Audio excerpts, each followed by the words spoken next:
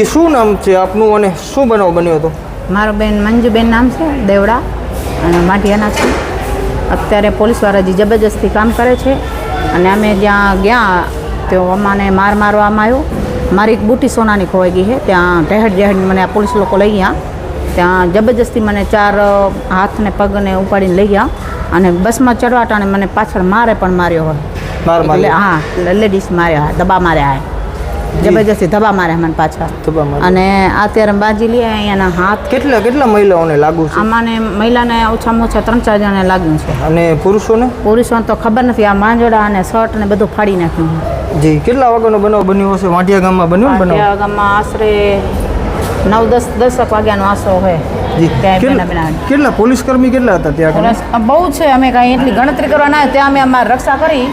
ત્યાં તો પોલીસ તૂટી જ પડી અમારા ઉપર. તૂટી જ પડી? વાત જ નથી સાંભળી, કોઈ વાત જ નથી કરી. તૂટી જ પડી છે સીધી માર વાજ. અને અહીંયાને જે ભરતી રહી અહીંયા ડીસીપી લાગી છે. જી, જેસીબી લાગી? હા, ડીસીપી થોડીક લાગી છે. વચ્ચે પડે ને તો જેસીબી મશીન લાગી? હા, મશીન લાગ્યું. હા. અને અત્યારે કહેશે ડૉક્ટર કે ફટાફટ તમે લઈ જાઓ આગળ, અને અહીંયા બીના ઓલી બની જશે. ડૉક્ટર બોલે હેરા અહીંયાની રીતે બોલે આ ડૉક્ટર. જી. હા, અને આ બીજા બેન આવી ગયા. જી. આને બસમાં ચડવા ટાણે અહીંયા કને લાગી ગયું, પગમાં બસમાં ધક્કા મારી. તમારી જમીનમાં કામ ચાલુ થઈ ગયું છે? હા, કામ ચાલુ થઈ ગયું છે અમારું. કોણ કામ કરે છે? કંપનીવાળા કામ કરે છે? નાની કંપનીવાળા જબરજસ્તી કામ કરે છે. અને કોઈ અમને 1 રૂપિયો પણ આપ્યો નથી. અને કોઈ અમને અત્યારે આયા સીધું કામ જ કરવા માંડી ગયા છે. 1 રૂપિયો નથી આપ્યો, નથી કાંઈ બોલ્યા કે તમે આમ જામ કરો તેમ કરો. સીધું કામ કરવા માંડી ગયા. જબરજસ્તી અમને બધાને જેલમાં નાખ્યા. અત્યારે ટોટલ અમારા પટેલ સમાજ વાંઢિયાની જેલમાં છે. મિત્રો, જમીન તમારી, હક તમારો. જબરજસ્તી અને તાનાશાહી મોટી કંપનીઓની. તેમ છતાં આપણે એમ કહેતા હોય કે બધું બરાબર છે. તો હવે એ વિચારવાનું તમારે છે. તમારી આજની ચૂપી કાલે એક મોટું એનું કારણ બની જશે. પછી આ લોકશાહી જેવું કાંઈ રહેશે નહીં. આપણે જે સંવિધાનમાં જે શબ્દો લખેલા છે, આમ જો સાડી પણ આમ જો ફાડી નાખ્યું. આ જોઈ શકો છો તમે. સંવિધાનમાં જે આપણે શબ્દો લખેલા છે એ શબ્દો ફક્ત સંવિધાન પૂરતા જ મર્યાદિત રહી જશે. તો આ બધા વિષયને લઈ ખબર નથી ક્યાં ફાટી. જી, વાંધો નહીં બેન, એ આપણે તમને ન્યાય મળશે. મારી બુટી પણ સોનાની તમને ચોક્કસ ન્યાય મળી જશે. માઇક આપી દો. તો મિત્રો, આ બધા વિષયને લઈ તમે શું કર્યા છો? અત્યારે અમે ભચાઉ જે સરકારી હોસ્પિટલ આવેલી છે ત્યાંથી કવરેજ કરી રહ્યા છીએ. 4 થી 5 બહેનોને અત્યારે એમના દ્વારા આક્ષેપ લગાડવામાં આવી રહ્યા છે કે એમના ઉપર હુમલો કરવામાં આવ્યો છે અને ખેડૂતોને ડિટેન કરવામાં આવ્યા છે. તો અત્યારે ખેડૂત પોતાનો હક લઈ અત્યારે જાશે કે એના પાસે સમજવાનું છે. એનું અત્યારે સાંભળનારું કોઈ નથી.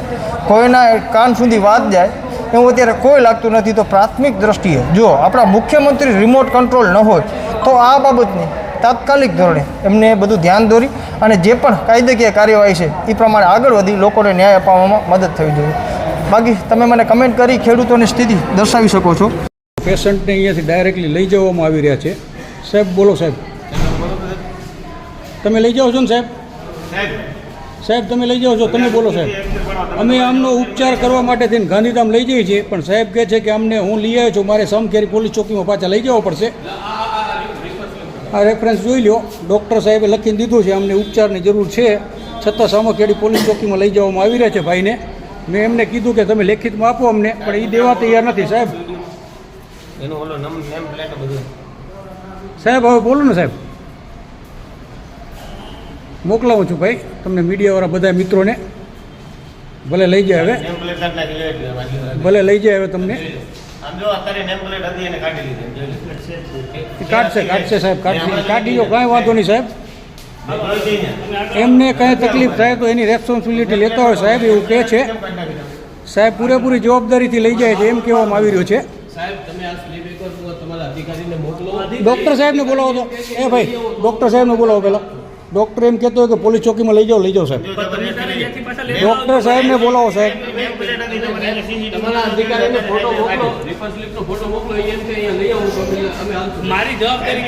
સાહેબ ડૉક્ટર સાહેબ એમ કહેતા હોય કે અમને ઉપચારની જરૂર નથી, પોલીસ ચોકીમાં જમા કરાવી દઈએ અમે. ડૉક્ટર સાહેબ અગર એમ કહેતા હોય કે અમને જરૂર નથી દવાની,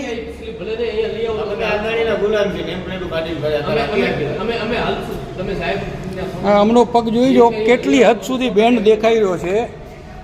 આપ જોઈ શકો છો પગ કેટલો બેન્ડ દેખાઈ રહ્યો છે આવે છે કેટલી તંત્રની દાદાગીરી છે. આજે ડૉક્ટર રેફર કરે છે કે ભાઈ એને હોસ્પિટલમાં લઈ જાઓ, આ એને જરૂર છે દવાની, કેમ કે અહીંયા કને સરકારીમાં મેક્સિમમ દવાઓ ઉપલબ્ધ નથી, સારવાર થઈ નથી આ એની, અને એની જગ્યાએ એક ગોળીઓ આપીને કીધું કે બીજી હોસ્પિટલમાં લઈ જાઓ, પેન કિલરને એવું આપી છે. બરોબર. હવે આ લોકો લઈ જાય છે પોલીસ ચોકીમાં. આમને કાંઈ બી થાય એની સંપૂર્ણ જવાબદારી આ જે બી સાહેબો અહીંયા લેવા આવ્યા છે એમની રહેશે. કાંઈ બી તકલીફ થશે મારા માતા પિતાને તો જવાબદારી આ પોલીસ ચોકીવાળાની રહેશે, એટલું સમજી લેજો. હવે ગાડીની અંદર બેસી બી શકવાની હિંમત નથી એમની, ઉપાડીને અંદર નાખે છે અહીંયા હોસ્પિટલમાંથી બી. બરોબર. કાંઈ બી થશે એની સંપૂર્ણ જવાબદારી આ ગાડીનો નંબર લખી લો, સાહેબના નંબર લઈ લો ગાડીના, કેમ કે નંબર પ્લેટો તો એને રાખી નેમ પ્લેટ તો લગાવતા નથી. લઈ જાય છે પોલીસ ચોકીમાં મારા મમ્મીને કોઈ પ્રાથમિક સારવાર વગર. સાહેબ હવે અમે અત્યારે મારી મમ્મીને ઇમરજન્સીમાં હું લઈને જઈ રહ્યો છું ગાંધીધામ, શ્વાસની અતિશય તકલીફ થવાના કારણે. ત્યાંથી પણ મારા ઘરનાએ કીધું મારી વાઈફે કે ભાઈ મારી સાસુને શ્વાસની તકલીફ છે, તમે એમને આ રીતના ન ઉપાડી જાઓ. છતાં જ લેડીઝ હોય બધાએ હાથ પકડ્યા, હાથે પગ પકડી ઉપાડીને સીધા ગાડીમાં નાખ્યા. એમનું પાકીટ ખોવાઈ ગયું, છતાં પણ કોઈ વસ્તુને સમજવા તૈયાર નથી. પાકીટ અને મોબાઈલ બની ગયા છે.